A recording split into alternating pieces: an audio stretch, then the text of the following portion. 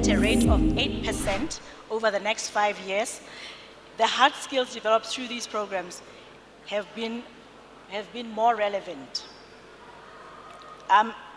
In sharing the economic growth rates, it is important to underscore that women's sport has been a key driver. Global Olympic and Paralympic partner Deloitte estimated that women elite sport generated $1 billion in revenue last year, representing 300% increase on their 2021 evaluation. These figures underscore that investment in sports sector can make significant contributions to gender equality outcomes. We have witnessed this impact firsthand through our efforts to drive gender equality across the Olympic movement and beyond. Headlined by the Paris 2024 being the first Games in history to achieve gender parity on the field of play, thanks to the distribution of equal number of quota places for female and male athletes. Indeed, gender equality was at the heart of these Games, from a stronger visibility of women at the opening ceremony right through to the women's marathon, concluding the athletic program for the first time in the history of the Olympics. Beyond the Games, strengthening the representation of women in decision-making positions in the Olympic movement is having a wider impact of gender attitudes. 47% of IOC executive board members are women, a 105% increase since 2013. 43% of IOC members are women, 74% increase since 2013, and 50% of IOC commission positions are held by women, a 150% increase since 2013. Across the 500 plus community sport and development projects that the IOC and our collaborators are supporting, where women separated data is reported, 58% of the beneficiaries are female. What does this actually mean? The Play for Equity initiatives provides a good illustration of what this means. Supported through our cooperation with the Australian government Sport for Development Program, Team Up, together with UN Women and the Oceania National Olympic Committee, the initiative provides unrestricted small grant funding to community initiatives to advance gender equality in and through sport in the Pacific. The Leona Outrigger Canoe Club in Samoa is one beneficiary. Maxine Sausi Mailo, their co-founder, explained the importance of this investment by saying, the issues that surround the participation of women in paddling are the stereotypical perception that paddling is only made for male because it is not really a sport for the thin-hearted. The investment from the Play for Equity Fund helped the club invest in female-specific equipment and programs. This is challenging gender stereotypes that are a barrier to young women and girls fully experiencing the health benefits of being active and the community fully realizing the economic potential of the sector.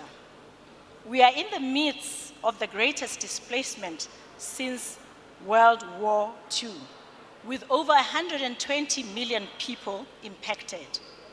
The IOC and the Olympic Refugee Foundation are showing the role sport can play. The IOC Refugee Olympic Team provides a powerful symbol of hope and resilience and raising awareness of refugee issues. Beyond this powerful symbolism, more than 850 young people affected by displacement have been able to access safe sport with the support or contribution of the Olympic Refugee Foundation through programs in 12 countries delivered in partnership with a range of partners. One of these initiatives, Games Connect, in Uganda, epitomizes the impact these programs can deliver.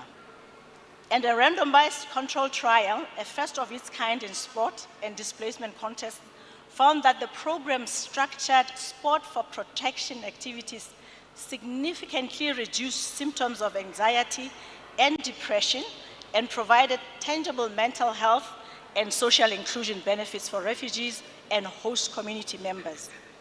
Let me give a voice to a participant in this program. Ever since I enrolled with Game Connect, my life and mind is free from stress. I started being fair to myself, I realized who I am, and I got to know the hidden talents I have.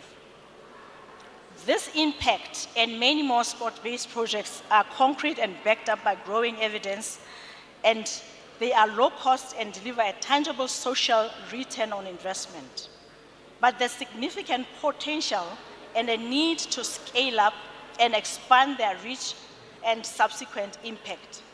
So public development banks, development financial institutions, and social impact investors, the Finance in Common Summit community have an important role to play by extending consensual and blended financing to enable the scaling of sport-based inclusive human capital development programs, and by articulating the availability of this financing and associated risk-reduced approaches to policy makers and potential co-investors.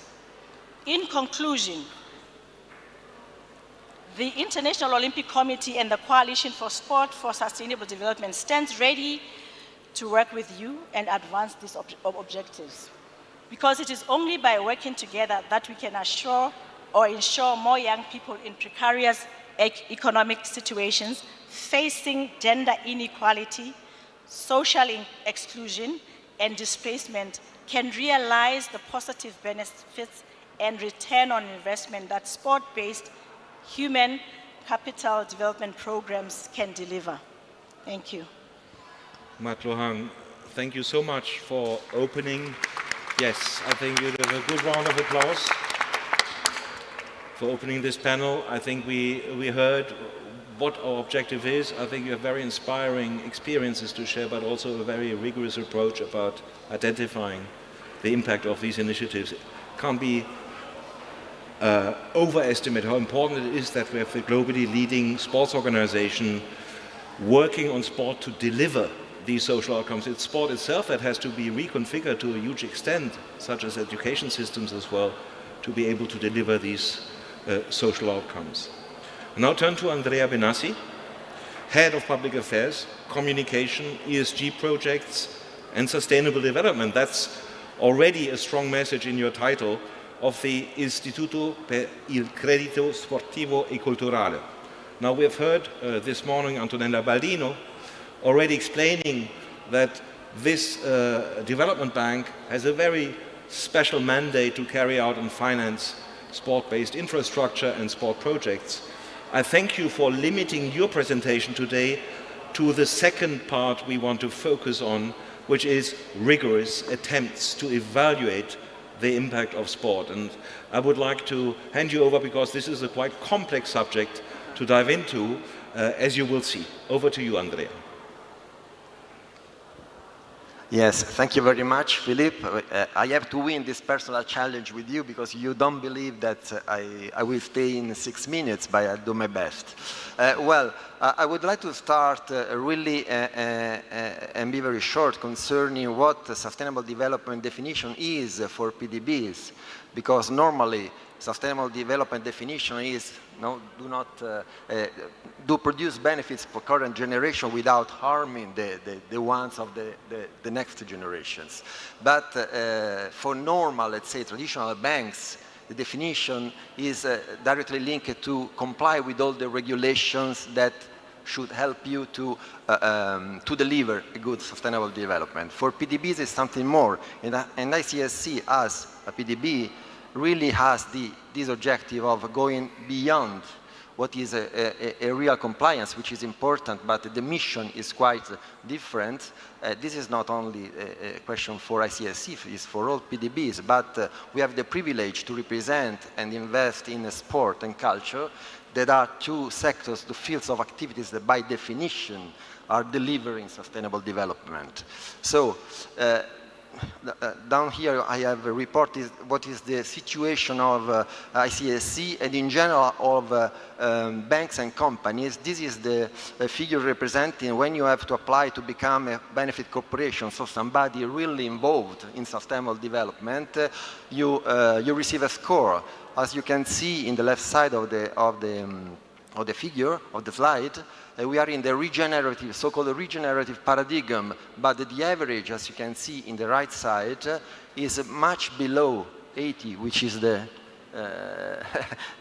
no-return point, let's say, is 51. So almost 300,000 companies and banks that are submitting this questionnaire are much, much below. So this is something that is witnessing the high level of impact investing that ICSC is doing, but also the reality of the average of company is in this moment.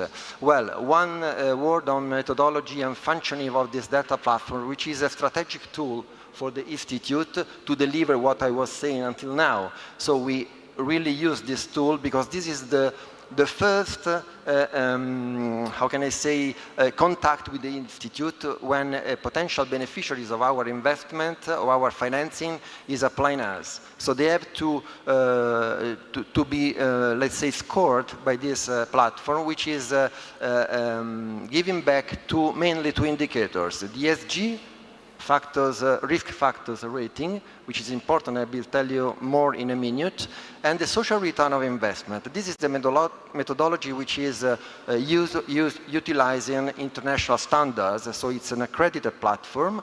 On the other side, the functioning is very, very simple. It's just a questionnaire on a general part, and then they have to answer concerning the ESG factors and the social return of the investment, but the questionnaire is automatically produced according to who you are and how much you are demanding.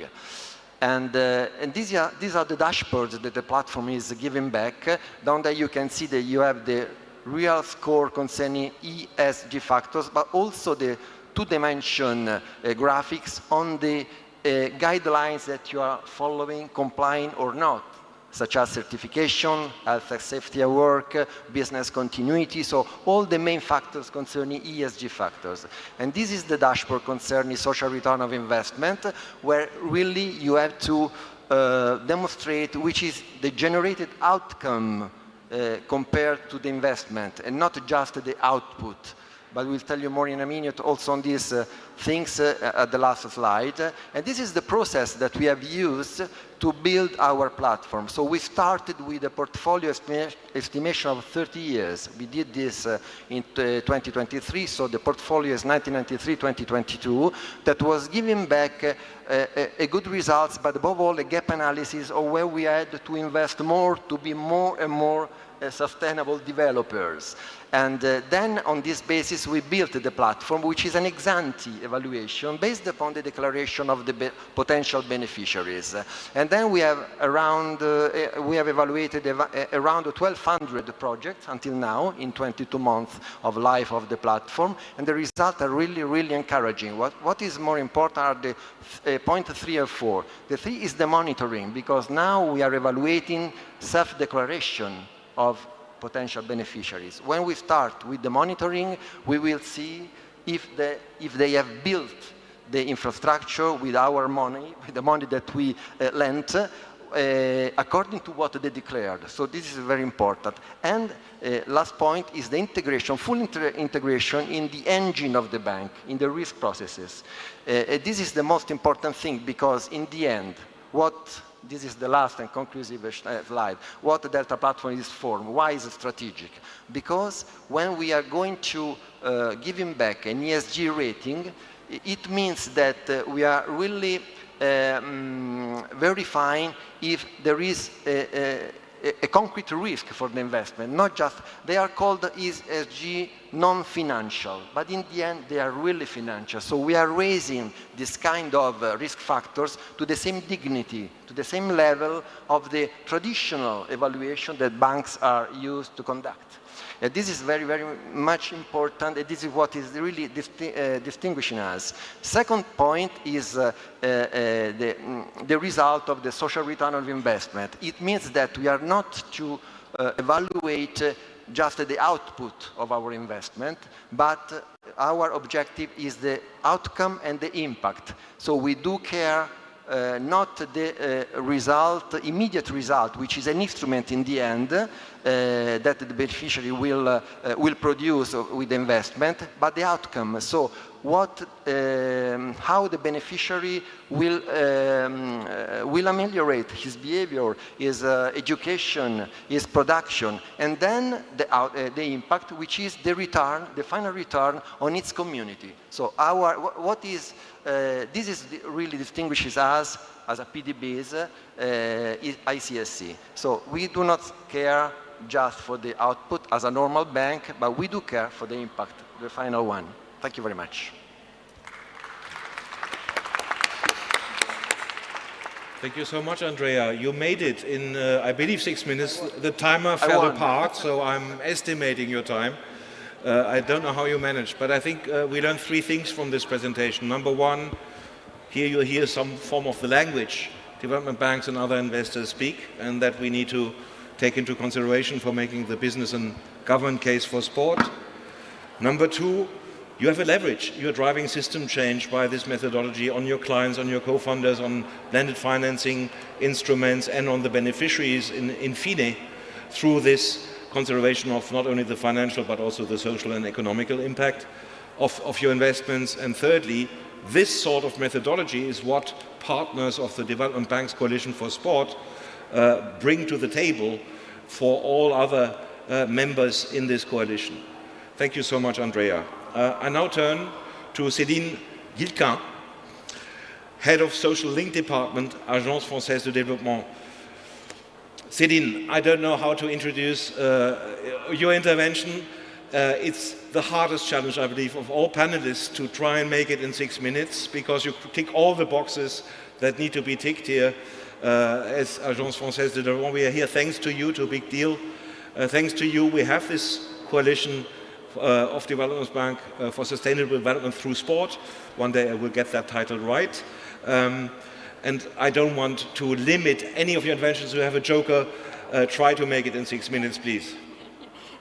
Thank you so much, Philippe. I'm really honored to be here today with all of you, especially talking about the impact of sport here in South Africa, in Cape Town, where we all know that in a city where sport has unified and transformed communities, with the Rugby World Cup a few years ago, and also FIFA World Cup, and also various the numerous grassroots initiatives that we can see in Cape Town, like Wave for Change, Zigzag Circus, that are also supported by AFD, and which has demonstrated here that the sport is a powerful force for social cohesion. It has been said over the various panels today, and also to strengthen national unity.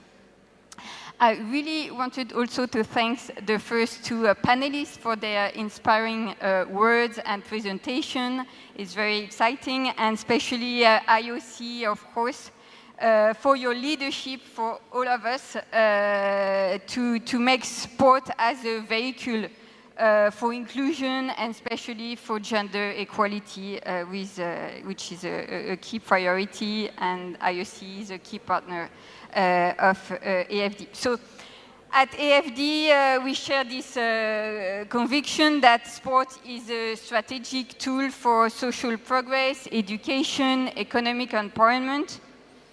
We know that challenges are huge. Figures are already been mentioned in the film. 1 in 5 young people worldwide is neither in employment, education, or training. We know that women and girls are still facing significant barriers to access economic opportunities, and sport can provide cost-effective solution to tackle those challenges. Philippe, may I quote UNESCO figures? And so based on UNESCO data, physical activity can increase academic performance by 40%, which is really significant. And 80% of young women who participate in sports strengthen their self-confidence. So it's also a levy for employment and empowerment. However, even though we have those data, 57% of countries spend less than 2% of their education budget on physical education, while we know that those investments generate significant social return. So what do we do on the AFD side? So we have made sport as one of our strategic line of action. So we support projects that promote sports for all, so that use sport to reach and to contribute to SDGs, to encourage equal access to sporting activities, and with really a focus on gender equality, reduction of inequality. So concretely, we do finance infrastructure, expertise, training. Since 2018, when we started to develop this mandate, so since then we have invested 230 million euros in projects. This is more than 200 sports for development projects across 50 countries, impacting nearly 10 billion young people. So let's have a concrete example. So in Senegal, AFD is supporting the legacy strategy of Dakar 2026 Youth Olympic Games. So this is going to be the first Olympic game event in Africa. So we provide a 60 million euro loan to the state of Senegal, and there's an additional 20 million under review. So this loan financed the refurbishment of a multi-purpose stadium in the center of Dakar, but also an Olympic swimming pool. Access, so therefore, and also, of course, as a legacy, dozens of community sports facilities in Dakar, but also all over the country. So therefore, it will contribute to reduce, the objective is to reduce inequality in access to public sports facility with a gender and sustainable focus. We work, of course, in close collaboration with the Ministry of Sport and also the organization committee of those Youth Olympic Games. And talking about impact, a study to assess the social and economic impact of those sports facilities is included and will be done during the project. Still talking about impact assessments, we also do finance in-depth scientific impact evaluation with the support of different research institutions. As an example, we finance an impact evaluation of a fencing program in Thiès, still in Senegal, close outside of Dakar. So it was a program launched by an NGO for young inmates as a way to learn new skills and to break with old habits. And it shows very, very impressive results, actually, as it reduced recidivism. Since it started 10 years ago almost, and the program has reached out so far 600 children and teenagers, with a 0% rate of recidivism. And based on those results, so it shows the importance also to have robust data. Senegalese government has decided to extend the program nationwide, and therefore, educators from the Ministry of Justice and prison officers are being trained by this NGO to this program, Fencing and Restorative Justice Method. So I do believe that we have all those figures, but really to provide robust data to policymakers is really key to have their commitment and to get them increasing budget and defining ambitious policy in sport. Just to end my speech, I'd like to have two calls for action, Philippe. Given the challenges and the need, we really need all together to go further, both on the investment side, but also on impact measurement. So in July last year, ahead of the Paris Olympic Games, so France and IOC convened the first ever global summit for sport and development. This summit was a call to action, but also resulted in very strong and unprecedented political, sport, and financial commitments. So on the political side, we had more than 50 head of states who endorsed the Paris Agreement, and so they committed to integrate sport into national policy. So now the objective is to make sure this is going to be implemented. On the sports side, we had major sport organizations, so IOC of course, but FIFA and NBA pledged increased investment in local sport infrastructure. And on the financial side, which is our subject also for this summit, Development Bank within the Finance in Common Sport Coalition. So we together committed 10 billion euro investment in inclusive, sustainable, and community-based infrastructure by 2030. So I do believe that Development Bank has a crucial role to play in financing sports. And this is why we created the coalition.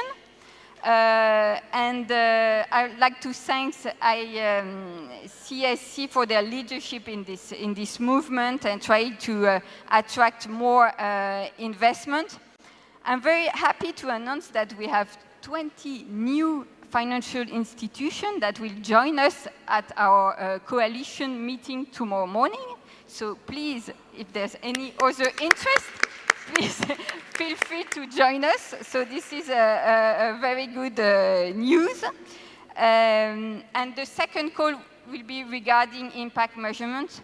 So during this summit also in Paris, participants, they undertook to implement an aligned and consistent evaluation approach. So we are together working at a common framework to measure the impact investment. And I wanted to thank, of course, UNESCO and CAF for the leadership in this work, together, of course, with our support. And we'll encourage all institutions to adopt a stronger impact measurement framework. And also to announce that on AFD side, we'll also, in addition, work together with the World Bank to issue, we intend to issue a new report to explore the contribution of sports to sustainable development. So thank you. Very well done in a little more than 6 minutes. I have a hard time following everything AfD are doing in the field of sport for development. It's immense. You are a real champion in walking the talk, in running concrete projects, in working on methodologies to share a common language around how do we measure the impact sport has, but of course also in terms of collective action. And I think you deserve another big applause for bringing us all together here. it's since now several years you take this role, and big thanks to you and your rather small team. It's amazing what you managed to deliver. I'm turning now to Ben. If there's one thing AfD may not be the champions in, it's communicating about everything they're doing, which of course is a rather forgivable weakness. I come to Ben, I think, in terms of one of the challenges, which is not just collective action, but it's also sharing knowledge collectively. Ben is the Executive Director of the International Platform on Sport and Development, sportanddev.org. And I'm very happy that you are here. It must feel very nice to be for once in a conference that is hosted in your country, and you don't need to travel too long. Ben, I hand over to you. Great. Thanks, Philip, and thank you so much for the invitation, and to UNESCO, AFD, Sport Impact for making this happen. And yeah, my presentation is called Let's Get Serious. And why Let's Get Serious? Let's get serious about sport and about sport for development. We only take sport seriously when people win Olympic medals, which is an incredible achievement, and we're blessed to have an Olympian here. But sport for sustainable development, grassroots sport, sport in communities, sport in underprivileged communities, sport as a human right is underappreciated. It's a forgotten right, and it needs to be taken more seriously, which is why we need to sustain, strengthen, and scale the work of sport for development and peace. A little bit of an overview of the sector and where we've come. It's grown rapidly. In the last 20 years. We've now got a range of actors across sectors using sport for development, private, public, third sector, NGOs. And so we've come a long way. The sector's gained some legitimacy, but as my compatriot Nelson Mandela said, after climbing a great hill, there are many more hills left to climb, and we have a lot of work to do. There is inequality across regions, across metrics like gender, race, disability, socioeconomic status. There's a resourcing challenge, and I welcome the commitments by all the development banks, which are a huge boost to the sector and the work that is being done often by civil society actors at grassroots level, who I believe are the true heroes of our sector. But there are a lot of opportunities, and that's where we'd like to focus. There's an opportunity to strengthen and build capacity on how to design, deliver, and monitor and evaluate projects and programs. How do we scale? We know some programs work in some places sometimes, but how do we scale so we get collective impact? And there are many, many more opportunities in this regard, and I welcome the work being done by UNESCO and Fit for Life, Olympism 365, and many others to scale their impact. Investing in organizations and approaches, not just project funding, investing in organizations and approaches that work, and reshaping a more equitable sector. How do we support this as the International Platform on Sport and Development? We've been around for about 20 years, and we are a hub for the sport and development community to come together, to share knowledge, build good practice, and create partnerships. Everything we do is open access, because we believe the people that need the tools, resources, and information that we provide should be able to access it for free and in multiple languages. So it's really an invitation to all the development banks and everyone involved to make use of our platform, to engage with us, to share your news and information. With all these huge, wide-ranging global commitments, they need to filter down to grassroots level. There's a risk that they stay at the top level. The SDGs, the commitments of the Sport Impact Fund need to flow down. Information and opportunity needs to flow down to grassroots actors and civil society actors who are often absent from these conversations. We run a website in multiple UN languages, including French, Spanish, and Arabic, and we profile research, resources, news, information, all for free, and we feature organizations and the work they do without fear or favor. And linked to this, we've also been working really hard on building capacity. So there's been real capacity gaps in, not necessarily just in sport, but in sport and how to use sport for development. How do you actually use a sports program to contribute to the SDGs. Do you know what the SDGs are and what the SDG targets are? Do you know how to monitor and evaluate a sports program or build a theory of change or conduct a more sophisticated social return on investment study? And so we provide tools and resources that grassroots actors, the ones doing the work, can use to build their capacity. And one example of this is a massive open online course which we developed in partnership with the Australian government and the Commonwealth. We've had over 9,000 learners from almost 200 countries. It's free, it's open access, it's in 4 UN languages. And I'm really proud to say that we launched a hybrid version of this course with the African Union Sports Council, where we brought senior government officials together to build capacity to take this knowledge back to their countries on how to mainstream sport for development, so that sport is not only taken seriously when the sport is serious, but sport is taken seriously when it comes to matters of health, when it comes to matters of education, crime prevention, youth development and empowerment. This is when we should take sport seriously. I used to run a sport for development NGO using soccer. People used to say to me all the time, how many girls or boys in your program play for the national team? Some girls played for the national team. My question back to them was, how many of the girls in our program don't have HIV? How many of them are staying in school? How many of them are free from gender-based violence? And how many of them are moving to employment, education, and training? Those, I think, are far more important outcomes for sport than sporting outcomes. So to conclude, and I hope I haven't taken too long, Philip, our world is more unequal than ever. South Africa is the world's most unequal country, and sport too can be unequal, and we need to recognize that. The sport for development sector has grown rapidly in the 21st century, range of challenges and opportunities, and so we welcome the efforts of the FIX Forum, the Coalition on Sport for Sustainable Development, long overdue and fantastic work moving the sector forward, and there's a real opportunity to scale policies and programs. And so it's time to invest seriously, not just in sport for sport's sake, but a sport for a vehicle for development outcomes, and include civil society actors, the ones on the ground doing the hard work that are underfunded and under-resourced. As they said at the start of democracy in this country, Sekonjalo Kenako, the time is now. Thank you.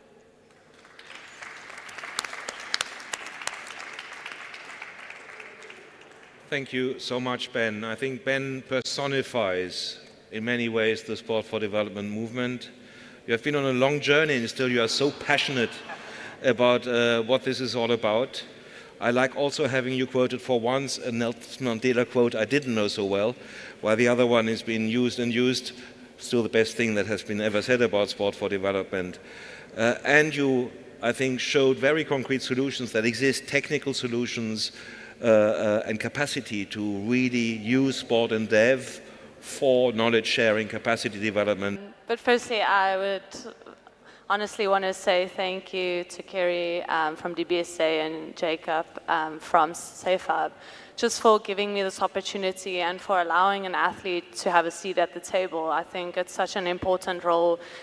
We firsthand experiencing the sport, we firsthand the people experiencing what comes into the visions that everyone has.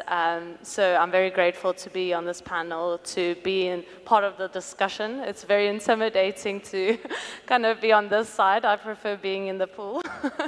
But it just really shows you what sports has given me. It has given me now this platform to sit on a panel like this, to have a discussion from my own story, share my story and my experiences, and see how we can work together to make it better for the next generation.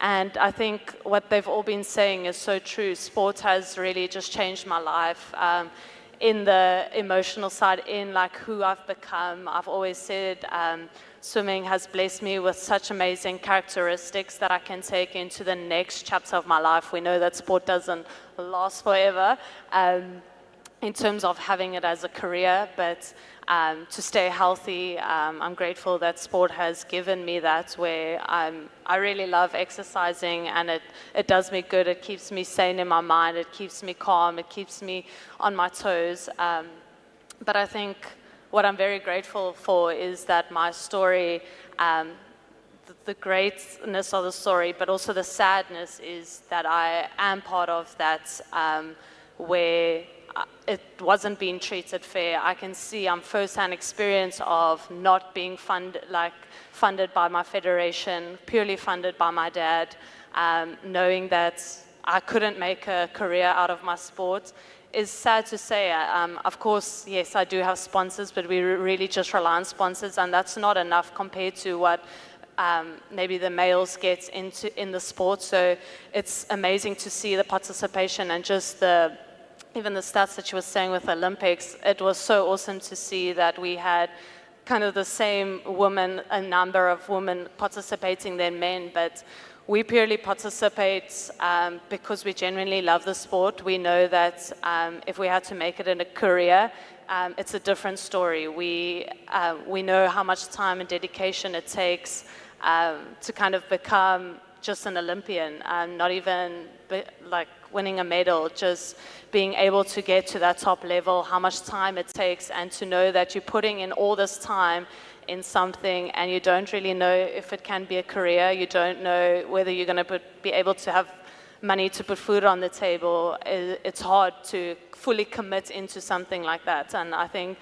I was just reading up just before I came on, just on the participation. That is why men participate more, because they do see a future, they do see a career in sport where maybe females aren't as drawn. And I think the beauty is that I can speak on this, I can use my experience, say what is needed in the sport, but the sad part is that I had to face these things. The sad part is that the return in investment in my career, no one benefited out of it because no one invested in it. So it really is sad to be on the other side, but it has allowed me to have this platform, to have a voice, to have credibility to my voice, to say, you know, we need to change it for the next generation. We need to give them that space, because sometimes, I mean, we know that the sport helps us, but sometimes we don't have the talent necessarily in academics. I was very grateful I did still study, because I didn't know if I could make a career. So that was always in the background, is to know I had my degree, and it really, swimming did help me in discovering and balancing time and life, and just really teaching me that. But the unfortunate part is that we don't know if we can't sustain ourselves with a career in sports as females, and we've clearly seen it. I've experienced it in just coming back and how we celebrate it, and it's almost like you must take as much as you can in. And I don't really feel like that's supposed to be like that. I feel like we're supposed to embrace and really enjoy our sports and be celebrated. We give inspiration we give the same amount of inspiration to younger girls. We are more than 50% of women in South Africa. So my story also speaks to young girls, and I want to sit on the stage and be proud to say, you know, you can do this as a career. And it's sad to say, I would sit here and advise girls to not pursue sport as a career, because if you're not gaining something personally, there's nothing else to gain in it. So yeah, I think it's now joining up together, allowing the athletes to tell their stories, allowing to hear what we can do together to impact the next generation. Take the rocks out, because sometimes we're adding rocks to their bags, and it's already so hard to get to a place to perform, to put money on the table. Now, how can we make those burdens lighter for the next generation? And I know my heart is massive, and the characteristics that swimming has given me is perseverance. So I'm very grateful for that. So I'll continue to pursue, and even if it just changes one person's life, and my story can impact one person, that's what we're here for. It was to say that my story, as grateful as I am, was to really tell the story of we don't need to leave South Africa to be better in sport. We can achieve great things by just staying here. We don't have the best facilities, which we hope can get better. We don't have the support, which we hope can get better. So if I'm able to achieve the things I did with so little, how much more can we achieve if we had more? So it's really, just calling and the urgency of, like, let's make a difference. I've been in many conversations, big talk, but really it's the urgency of let's put, like, action to words. So yeah, that is my call.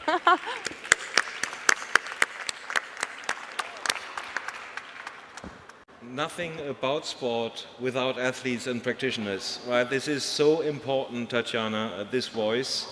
And I think we underestimate the skill set and the profiles of athletes. We always understand they have fought very hard to get where they get. They are persuasive, perseverant. We know all these qualities, but very often they were very good communicators because they had to argue to get where they are very often, and they are very persuasive and convincing. It is very important to stay on board with us to make this case. We want sport to be much more important for the benefit of everyone in the world. Everyone can benefit from sport, and we need strong voices such as yours. Big thanks for having joined us tonight. Now I turn to Rafael Hoyuela, the Senior Executive of the Global Resource Mobilization and Partnership Management of the Development Bank of Latin America and the Caribbean. Rafael, first of all, big thanks for being the last panelist. That's the most difficult job. But I wanted you to be the last panelist because CAF stands for many things that we need in this ecosystem. You have a vision of sport that is corresponding to the role we all wanted to play. You are one of the few development banks whose leadership has clearly understood the power of sport. And you walk the talk through many ways, through conducting loan projects and other projects in Latin America, which is a very vibrant region for using and investing in the social impact of sport, not just by banks, but by policymakers, sports organizations. And of course, together with UNESCO, we have the honor to lead the research task force within the Development Bank's Sport Coalition. Again, I use my own title for this coalition. Sorry, Celine. So you tick so many boxes that I really wanted to end this panel with a bank's perspective and another leader in this room. Rafael, I turn over to you to try and bring all these things together for the public in 6 minutes. Over to you. Thank you very much, Philip. It's quite challenging to say something relevant after South African most decorated Olympian relating to sport. So, but it's been amazing to listen to Tatjana talking about the next generation. And it's quite important because you're a national hero. And people like you demonstrate, I have overcome, you can overcome. And you can overcome with the right support, with good policies, good programs, good investments. Well, thank you, Philip. It's a pleasure to share this panel with current partners, future partners, and for sure with friends. So I bring to the table the vision of a regional bank that has been evolving for the last 50 years. Began 50 years ago as an integration regional bank, focused and specialized especially in infrastructure, roads, airport, ports, water and sanitation, energy. So everything related to integration and to development. It has also evolved and grown up as a bank from 6 member countries in its foundation to 23 nowadays. And it has a lot of significance because we have also evolved as a bank. For sure, infrastructure is in our core business, but we have evolved as a development institution focusing on several policies that have to be with the development at the national and at a local level. So, sustainable and regenerative tourism, digitalization, in artificial intelligence, sports and development. So those are new vertical and transversal areas of work of CAF. And what we have to bring to the table is not only financial instrument that we have.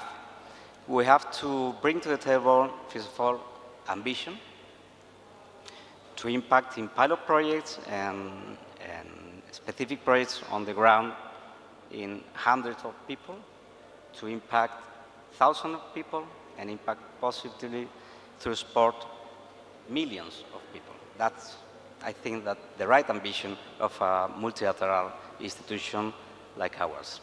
And we have to do it assuming that, as we did in other sectors, we need research, we need innovation, we need knowledge, good knowledge to design and to help our partners and shareholders to design good public policies and to attract public and private projects to impact those millions of people. So we need knowledge, and that is something that we are nowadays facing with UNESCO, and we will present tomorrow an initiative focused on inclusion and people with disabilities through sport, and to work in sport, through sport, to impact in gender equality and inclusive growth of people with disabilities.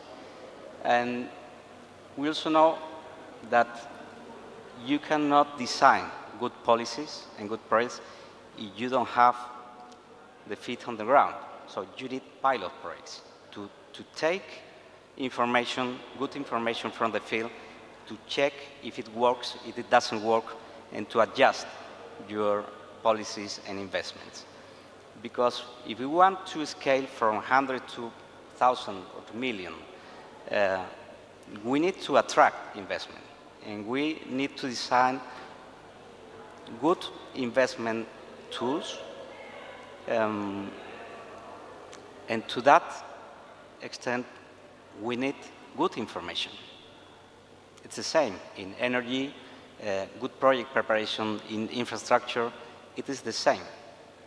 So this research and innovation about gender equality and inclusion of people with disabilities through sports, I think it's something that we have begun to do with UNESCO, but we need other partners, because if we want to scale up these policies, we need other partners. We are already partnering in pilot projects, but we also need to connect the needs, the specific needs of our shareholders, of our local players on the field, with the research priorities, but focusing on the specific needs to design a pipeline, a concrete pipeline, to be very practical and to focus on what is really needed to design those investment projects and investment instruments. And Sports for Development is not new in CAF. We've been partnering with the International Olympic Committee, with UNESCO, with UNICEF, with many foundations, but focusing specifically, as I mentioned, to have the feet on the ground. In inclusion of people with disabilities, we have a specific pilot project in Chile that aims to impact 700 beneficiaries, but working with the ecosystem through specific coaching and training programs. And if it works and it provides us good information and good research information, we want to scale it up and bring this project to other countries. We've been working in other projects as the Champions project or the Somos project, and we also have partnered and signed an agreement with one of the most recognized foundations all over the world, which is the Real Madrid Foundation for football and also for basketball. With all due respect for the Barca fans. And, well, I have a boss who is Atletico de Madrid supporter, so it shows his generosity to partner with the Real Madrid. But we have not only to have the feet on the ground, we also need to have the heart in the ground. This is all the management team of the mobilization and partnership resources and alliances in CAF. And we went to a specific project in Colombia, in Barranquilla, partnering with the Real Madrid Foundation and with the Religiosos Camilo, because we want our team to understand what is after all our bureaucracy, financial instruments, partnerships. We have projects that really change lives, and that is necessary, and we need to share that internally in our institution. And we have to do that because all those people work with specific donors. For instance, AFD is a key player in this field, and it's a wonderful partner of CAF. So all those people have special connections with all this ecosystem that can support us to scale up, to research, to bring innovation and knowledge to the table. And we also have to take advantage of people like Tatiana, because if you have the president of the Real Madrid, who is also the president of the Real Madrid Foundation, supporting this initiative, it's interesting, at least, because they are developing almost 500 programs.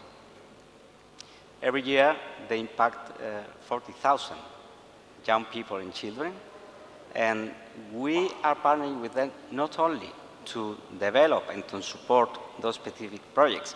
We are working with them in Barranquilla. We are opening a social sport initiative focused on gender and equality in Cali. We also support nine social sport initiatives in Bolivia, impacting 1,200 children, especially focused on people with disabilities. But we need to scale up. So this partnership also provides a lot of information. For your research, we have to connect with partners like Real Madrid Foundation because they are on the field, they have specific methodologies, wonderful professionals, a lot of consultants worldwide. So that can bring to the table a lot of knowledge, innovation, and so we need to work with that network. No? So at the end of the day, we need each other to scale up. I was shocked by your numbers. So it's amazing. So we have a conversation, and we have to have a conversation afterwards. So we need to work as a network. And working as a network with good partners, bringing innovation knowledge to design good financial instruments, to design funds focused specifically on sport and inclusion.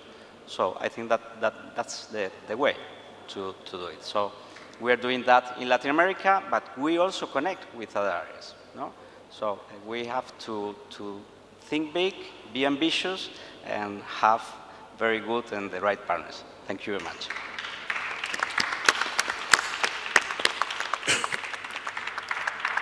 Thank you so much, Rafael. CAF is a multilateral development bank, and it is quite amazing to see how you drive innovation in Latin American governments through your leadership in the field of sport for development. It's a real privilege to have you in the coalition as a multilateral development bank. And I'm always surprised about the agility a bank can have, because you are subject to many controls of all sorts. You have the complexities of a multilateral institution that are very bureaucratic by nature, and yet you really show the way to do things in a different way and to introduce a whole new value chain in the development policies of your country. So it's a privilege working with you. I don't want to hold you back. I know you all have nice plans for the evening here. But I wanted to say one thing in conclusion. I think, first of all, we've seen there is a lot of knowledge, a lot of experience that is worthwhile to be brought together and to be made more accessible to many people who are not in this room, who may follow us online, or who are not even following us online, who should be made aware of the power of sport, of the positive power of sport, especially, of course, policy decision makers and investors. Number two, there's a lot of things we don't know. There's a lot of things we need to further research. Investors and policymakers and decision makers need further evidence, need further conviction. And for that, my last call is we need to invest in research. It is not just investment in sport for development. Research, knowledge sharing must be part of financing sport for development if we want to share this ambition of sport to benefit everyone according to the different needs of different people at different ages in different places of the world with different capabilities.